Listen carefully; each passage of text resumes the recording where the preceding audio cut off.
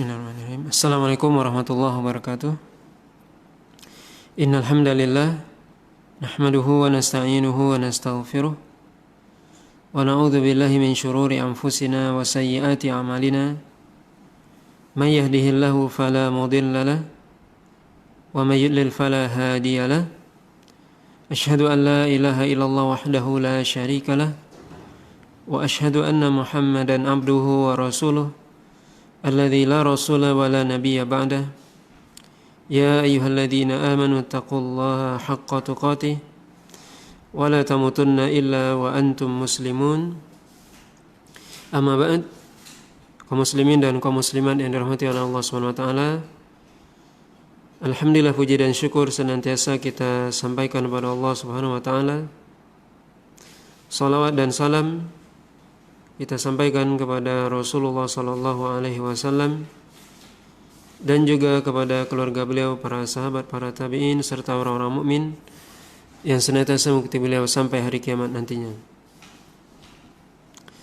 Pada sore yang berbahagia ini kita akan membahas tafsir dari surah Al-Kafirun. Allah SWT berfirman, A'udzu billahi minasyaitonir rajim. Bismillahirrahmanirrahim. Qul ya ayyuhal kafirun la a'budu ma ta'budun wa la antum 'abiduna ma a'bud wa la ana 'abidum ma 'abadtum wa la antum 'abiduna ma a'bud lakum dinukum waliyadin. Katakanlah, wahai Muhammad, wahai orang-orang kafir, aku tidak akan menyembah apa yang kalian sembah, dan kalian juga tidak akan menyembah apa yang aku sembah, dan juga aku tidak akan menjadi penyembah apa yang kalian sembah. Begitu juga kalian tidak akan menjadi penyembah apa yang aku sembah. Ya, bagi kalian agama kalian dan bagiku agamaku.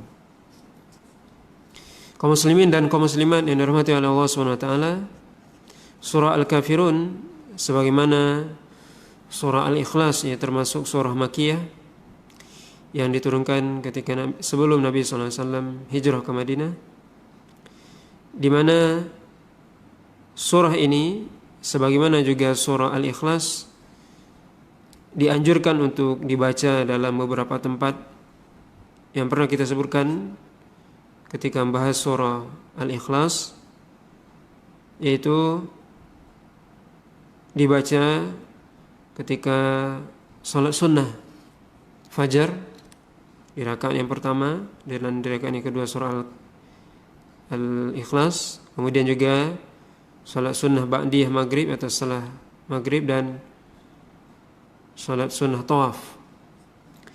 Ini menunjukkan keutamaan surah ini, di mana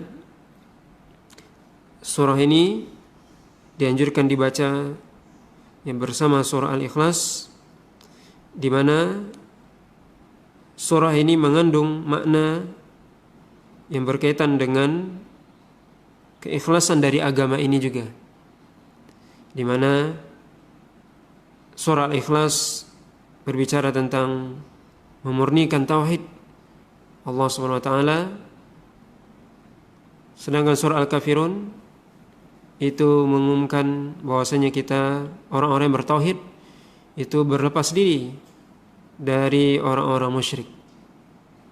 Maka kedua surah ini mempunyai hubungan yang sangat erat, di mana tauhid seorang tidak mungkin sempurna kecuali dia benar-benar memurnikan ibadah hanya kepada Allah, sebagaimana yang Allah sebutkan dalam surah Al-Ikhlas, dan juga seorang hendaknya berlepas diri dari sembahan selain Allah, sebagaimana yang Allah jelaskan dalam surah yang mulia ini, yaitu surah Al-Kafirun.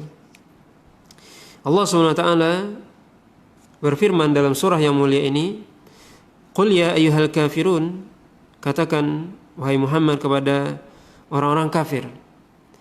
Orang-orang kafir di sini maksudnya adalah seluruh orang yang tidak menganut Islam, baik itu Yahudi, Nasrani, orang Hindu, Buddha dan seluruhnya. Selain Muslim maka disebut orang-orang kafir.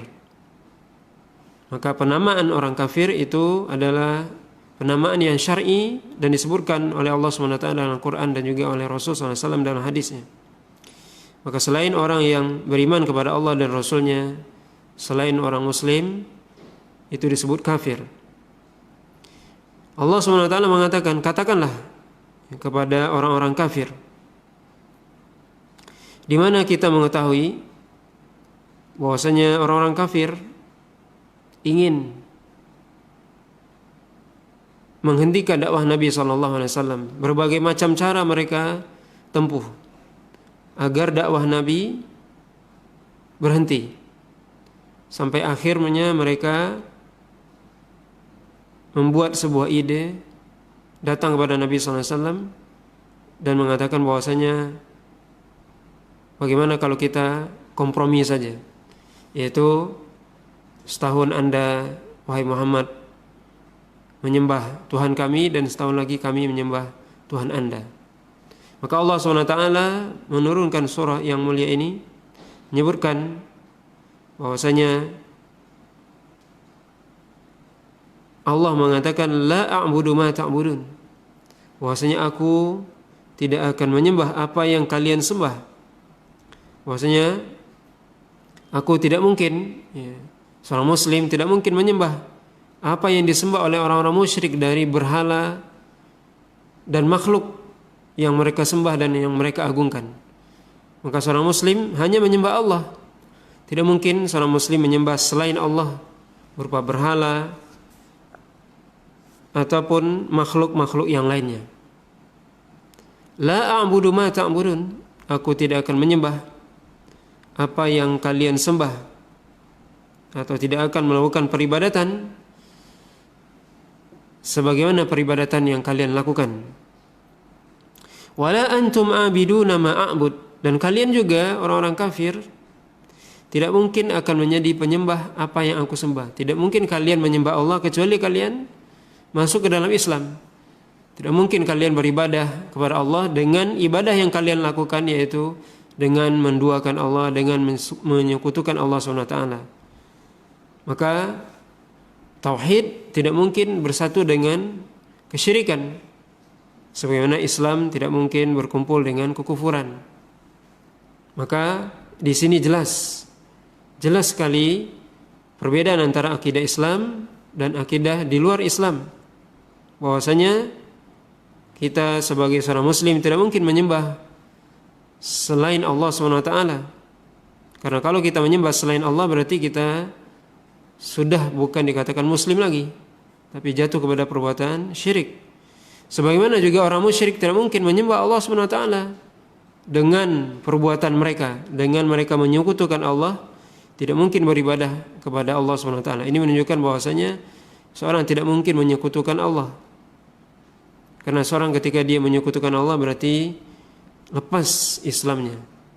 Maka di antara pembatal keislaman adalah menyekutukan Allah SWT, menyembah selain Allah.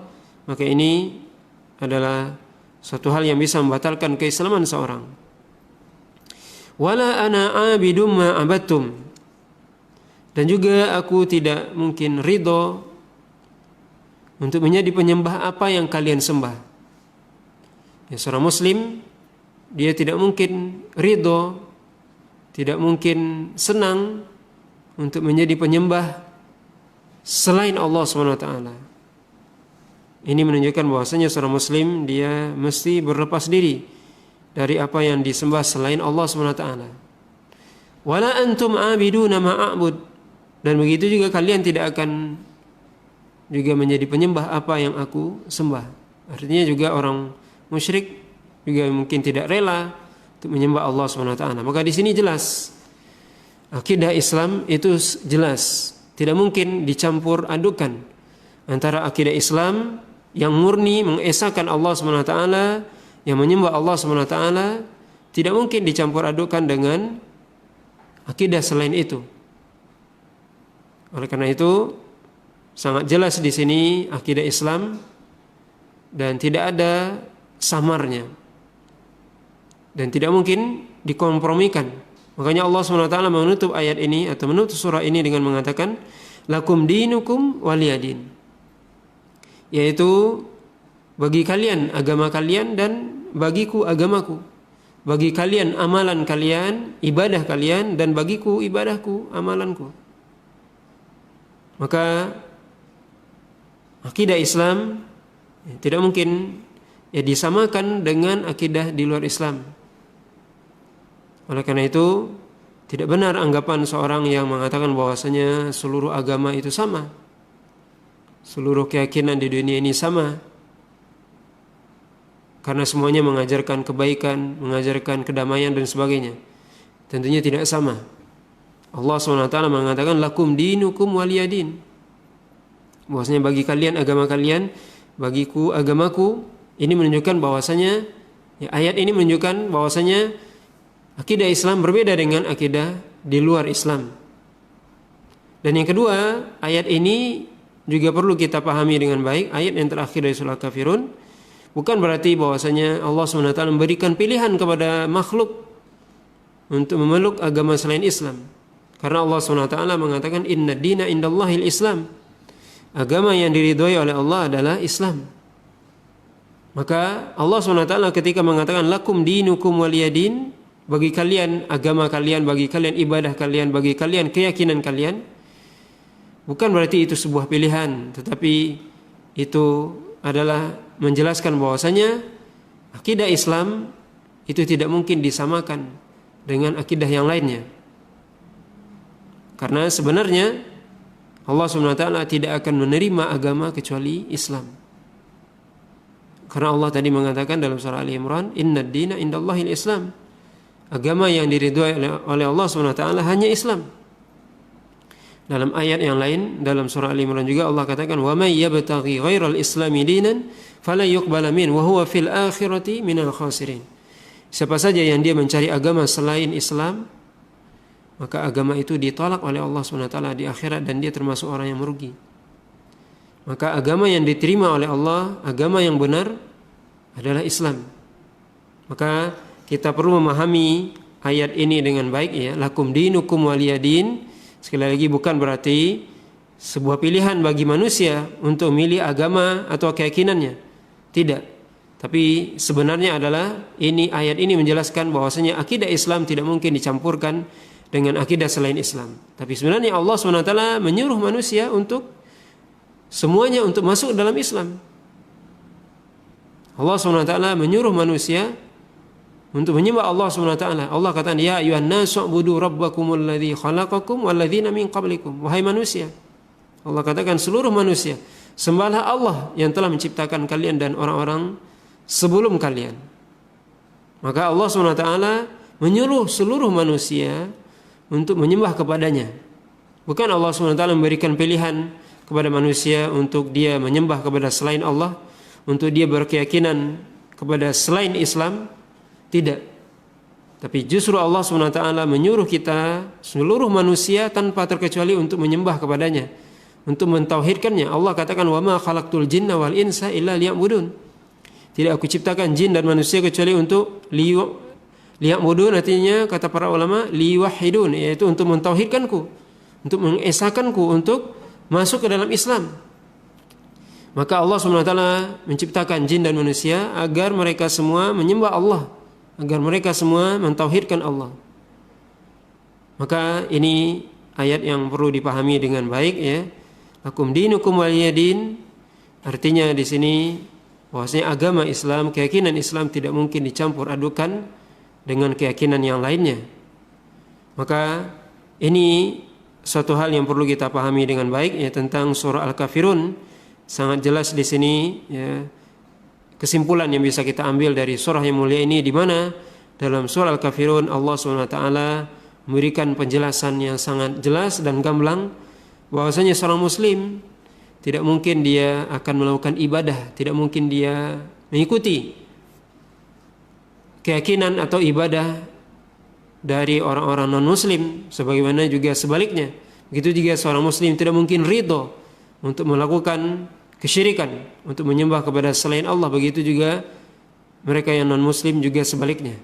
Maka ini ayat ini, surah ini menjelaskan kepada kita bahwasanya sekali lagi akidah Islam Akidah yang sangat jelas, yang sudah jelas garisnya, tidak mungkin dicampur adukan. Keyakinan kita, suatu hal yang bersifat keyakinan, ibadah dalam Islam tidak mungkin disamakan atau tidak mungkin dicampur adukan dengan agama yang lainnya. Oleh karena itu para ulama menjelaskan bahwasanya dalam hal akidah sudah jelas batasannya. Tidak ada toleransi dalam masalah akidah. Begitu juga dalam masalah ibadah. Maka seorang muslim mesti dia beribadah kepada Allah SWT. Tidak mungkin dia mengikuti tata cara ibadah umat-umat yang lainnya. Begitu juga sebaliknya. Maka di sini dalam hal akidah dan ibadah tidak mungkin ada toleransi, karena di sini ada batasan yang sangat jelas antara Islam dan di luar Islam. Tapi dalam hal dunia kita boleh saja berinteraksi, bersosial dengan orang-orang di luar Islam selama hal itu tidak bertentangan dengan syariat. Kaum muslimin dan kaum muslimat yang dirahmati oleh Allah SWT, ini pembahasan kita yang singkat dari surah Al-Kafirun. Mudah-mudahan dengan apa yang kita sampaikan ini memberikan penjelasan kepada kita yang jelas dan gamblang, terutama yang berkaitan dengan tauhid dan keyakinan akan kebenaran Islam dan juga akan akidah Islam. Semoga kita semua diberikan oleh Allah SWT hidayah dan taufik oleh Allah SWT untuk tetap berada dalam Islam dan berjumpa dengan Allah SWT di atas agama yang mulia ini.